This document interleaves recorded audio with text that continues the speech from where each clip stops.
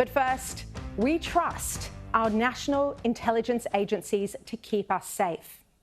But tonight we can expose a major flaw in how these agencies operate. ASIO and the Australian Signals Directorate, they can be aware of a serious threat and yet take no action. Let me explain.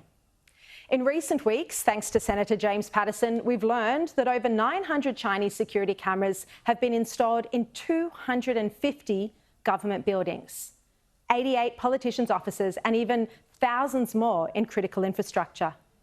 These cameras could contain spyware, and they could allow the Chinese government to conduct surveillance. And these are some of our most sensitive areas of government. So Hikvision and Dahua are two Chinese government-linked technology companies. They're intimately linked to the Chinese Communist Party, and like all Chinese companies, they're subject to the 2017 intelligence law of China, which requires them to cooperate and to keep that cooperation secret with China's intelligence agencies. So the cameras and other devices that they have installed in Australia could be, without our knowledge, exfiltrating information and sharing it with the Chinese government. It's still shocking. This revelation was so concerning that the Defence Minister Richard Marles, the moment he heard about it, ripped the cameras out of government buildings immediately. We're going through the process in a sober, calm way, and we're going to remove what cameras exist. The alarming thing is that America and the United Kingdom had already banned Hikvision and Dahua from being used in their sensitive buildings. That ban took place in November last year, months ago. So the question is, why were these cameras, and why are they, still being used in our critical infrastructure, our sensitive government departments, when they've been banned by our closest allies? Were our spy agencies perhaps not across the dangers of using these Chinese cameras? It turns out they were. Here's the boss of ASIO, Mike Burgess, answering questions in Senate estimates from James Paterson on this issue. So Hikvision and Dahua are two Chinese government-linked technology companies. They're intimately linked to the Chinese Communist Party, and like all Chinese companies, they're We'll bring you that grab in a moment. So in Senate estimates, Mike Burgess admitted that he did know about the concerns that these Chinese cameras pose in our sensitive government buildings, and he said that ASIO didn't have any within their buildings. So if our spy agencies knew about the concerns, why didn't they do anything about it? Why did they not alert politicians and departments to this concern held by America, held by the United Kingdom, that the Chinese Communist Party could be spying on them through surveillance cameras? Have you provided any advice to other agencies or departments of government about risks posed by companies like these? Not that I'm aware of, Senator. Of course, I understand where you're going with your concern. So Paterson then questioned Mike Burgess about why no one had taken responsibility for providing this advice. It seems to me to be a gap in the market. Your organisation, Home Affairs, ASD, very sophisticated understanding these threats. Not every government department is going to have that same level of expertise. Why is no one providing that advice to other arms of government? Well, it's a good question, Senator. I'm not sure I could answer that for you. Obviously ASIO is not in the rule-making business. Do I have concerns about such technology? Absolutely. So I would put that in the scale of what's the most pressing issue to deal with. 5G was obviously one great example of 5G will be at the top of this nation's list of critical infrastructure, and it was incredibly important to ensure there were not what is termed high-risk vendors in the 5G. He went on to say that someone should look into it, and it gets worse. ASIO now has changed its excuse for why it hasn't provided advice to other government departments. First, it said the Chinese spyware wasn't front of mind, and now ASIO says that it's actually not their job. I went on Paul Murray's show last week and mentioned this gap in our security would be one of the issues I'd be pursuing this week on Sky News. What is so concerning, Paul, is that even though ASIO didn't use these cameras because they knew they were a threat in their own offices and in the Home Affairs offices, they never told all the other government departments. They didn't tell the MPs. And this is fundamentally what is the problem with Australia's approach to national security. There's no overarching body who makes sure that we're not vulnerable. And this is something that ASIO had admitted at Senate estimates, that there was no obvious agency who was warning other government departments that they shouldn't have the Chinese cameras in them with the risk of spyware. And yet ASIO contacted me afterwards to complain. Spy agency is apparently very sensitive to criticism. ASIO said your comments are factually inaccurate, in particular your claims about Mike Burgess. They said, noting that ASIO does not have a cybersecurity mandate, is it possible you have your agencies mixed up? If so, we request a correction. Now, this is pretty extraordinary. ASIO says cybersecurity isn't in its remit. They're kidding. ASIO's top priority, according to their own website, is counter-espionage and foreign interference. You can see it says ASIO counters espionage and foreign interference by protecting Australia from foreign intelligence services that are seeking to undermine Australia's democratic systems and institutions. Cybersecurity is at the very heart of national security. You can't separate cybersecurity from foreign espionage and foreign interference in 2023. As Scott Morrison said the other day, the first shots fired in any war will not be bullets, but bits and bytes, disabling your military systems and civil infrastructure. This is precisely how China and Russia are trying to infiltrate Australia. If it's not ASIO's remit, then their remit needs a rethink, and urgently. ASIO sending an email objecting to criticism and asking for a correction is not going to make Australia a safer place. This is our premier agency designed to protect us from threats to our security. And it's this buck passing, this shrugging of shoulders, this attitude of, yes, we know there's spyware inside politicians' offices. We know that's concerning, as Burgess admitted in Senate estimates, but it's not our job to tell anyone. It's this attitude that is leaving Australia vulnerable to our enemies. They need to do better. And James Paterson is right. He has exposed a flaw in our national security when no agency is taking responsibility, yet they all have a highly sophisticated understanding of the threats posed to us.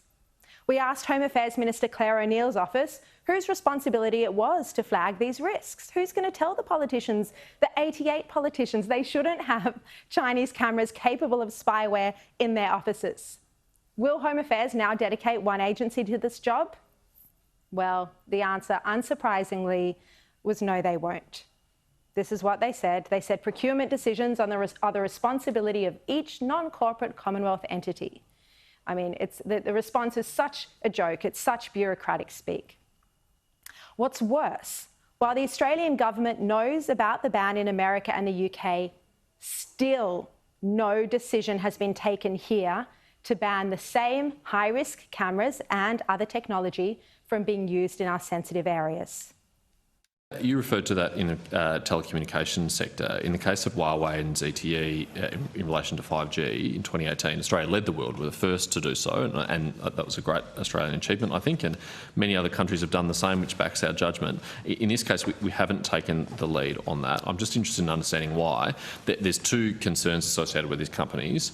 One is a kind of a strict security concern and one is a moral concern. The security concern is that these companies are subject to the national security laws of China, which compel them to cooperate with the Chinese government covertly. We may never know if they are asked to provide data that they collect in our societies to the Chinese government and its intelligence agencies. But the moral component is both of these companies have been involved in the surveillance of the Uyghur people in Xinjiang in a way in which I think most Australians would be grossly offended by. Let's bring in now Senator James Paterson. Great to have you with us, James. Look, I want to start with Malcolm Turnbull's evidence today. He claims that the foreign interference transparency legislation is failing, is not working. What do you think? Do you agree with this? And if so, what are the problems with it? Shari, thanks very much for having me. That's right. Malcolm Turnbull appeared before the Intelligence and Security Committee today because we are conducting a review of the Foreign Influence Transparency Scheme, which was introduced by his government when he was Prime Minister in 2018. And what he pointed out is what I strongly agree with, which is that what has been captured so far in the Foreign Influence Transparency Scheme is people like him giving speeches in South Korea or Taiwan, or people like Kevin Rudd being interviewed by the BBC. But what it hasn't captured is groups like the United Front Work Department, which is an agency of the Chinese Communist Party, which engages in manipulation and coercion of the Chinese diaspora overseas to try and corral them to support Beijing's political objectives. So I think on an objective test, it has failed. It hasn't captured what it was supposed to, and it has captured things it was never focused on that are really of no concern to the Australian community. And is that the actual legislation that needs to change, or the way the agencies are using it? I think two things need to change. I think there are some common sense changes to the legislation that can be made to better target the intended conduct it's supposed to target. That is, non-transparent activities, particularly of authoritarian governments who are trying to covertly influence our political system. And we can make the task of the agencies a bit easier in implementing it by doing that. But also there needs to be a big cultural shift in the way that it's been enforced by the Attorney General's Department. Frankly, I think they've pursued the wrong targets and they haven't pursued the right targets with enough vigour. They told us today that the Australia Council for the Promotion of the Peaceful Reunification of China, which was 10 years ago, the preeminent United Front Work Department group in Australia, has only just been issued a notice under the Act requiring them to register. Now, this is a group that everyone's known about. It was the notorious group that Wang Zhengmo was involved in. He's the political donor associated with the Sam Dastyari affair. Anybody in the street could have told you 5 years ago they were a problem. This scheme's been in operation for almost 5 years, and it was only in January and then February that the first and then final notice was issued by the Attorney General's Department. So they could have pursued that target a lot earlier. Look, we just seem so slow on so many national security issues, and I was very critical, as you would have heard in my editorial earlier tonight, and if people have just tuned in now, I spoke about how there are, thousands of Chinese cameras, hundreds of them in government buildings and critical infrastructure, and ASIO knew, ASD knew, Home Affairs knew not to put these Chinese cameras in their own buildings, but no one communicated that with the 88 politicians who had these Chinese cameras in their own offices. James, this was a security gap that you first pointed out. It needs to be closed. Yeah, thank you, Shari, if you're interested in this very important story, and I appreciate you promoting my work because I think it's important that all Australians understand the risks that they are personally exposed to, whether there's one of these devices in a private home or business or in a public area, let alone government. I have to say, though, I think you're a bit unfair on the ASIO Director General, Mike Burgess, and his organisation. Mike is a very dedicated public servant and very serious about his responsibilities to combat foreign interference and espionage, and I've worked very closely with him and admire his leadership on these issues. ASIO is an operational agency. They are not a policy agency, and so they can provide input to wider government policies on questions like this, but it's not their responsibility to go around telling other government departments what they can and can't do. That policy, that responsibility now rests with the Attorney General's Department. It's under a policy called the Protective Security Policy Framework, and it is their responsibility to tell other government agencies what they can and can't do, and they haven't been doing that, and I think that's a failing, and they need to step up and do that. Yeah, you are diplomatic. You have to defend Mike Burgess because you do work very closely with him. But it was your own questioning at Estimates, Senator Patterson, that pointed out this flaw. And it was in your own questioning where Mike Burgess, where you said to him, "Have you advised other government departments about this?" And he said he hadn't, and it wasn't top of his priority list. So this is a big problem that no one's been advised about this. And by the way, have they been taken out of those? Have they been taken out of those 88 political offices at this point? You're right, Shari. There is a problem here, and that is that government is a big beast and it's hard to coordinate. And to be fair to Mike Burgess or anyone else, he wouldn't even know that the Department of Finance had made a decision to go and install these devices. They wouldn't go and tell him or seek his permission. So he and his officers would have no idea. And that is a problem. We do need to have much more robust frameworks across government to make sure that people have the expertise, whether it's ASIO or the Australian Signals Directorate or other arms of government, get that expertise to where it needs to be. And that's why central coordinating policy agencies like Home Affairs and like the Attorney General's Department are so important. And that's why I'm so concerned that this government has effectively demolished the Home Affairs portfolio and taken out so many of those core parts and distributed them across the public service. So they're not sitting in one place. So if you thought it was bad before and uncoordinated before, wait until you see what it's going to be like under these arrangements. To your direct question about the MP's offices, yes, finance is taking them out, but they haven't all gone yet. They've only taken out about 20 so far. There's another 60 to go. You found out that there's actually 36,000 cameras around the country. That's right, Shari. So after I asked the federal government in my audit how many cameras they had, I thought I should turn my attention to the broader Australian community, because I am particularly concerned whether any critical infrastructure providers have them or any state and local governments. And I use a software tool called Shodan, which can help identify any internet-connected devices. And that showed that there are at least 36,000 Hikvision devices that are internet connected and at least 10,000 Dahua cameras that are internet connected. Now that directly contradicts the advice from the Australian Signals Directorate, which says if you are going to have these devices, they should not be internet connected. And they're out there in the community. Now some of those will be in private homes and businesses. That's the problem. ASD, the spy agencies, haven't told anyone. No one knows. Not even politicians.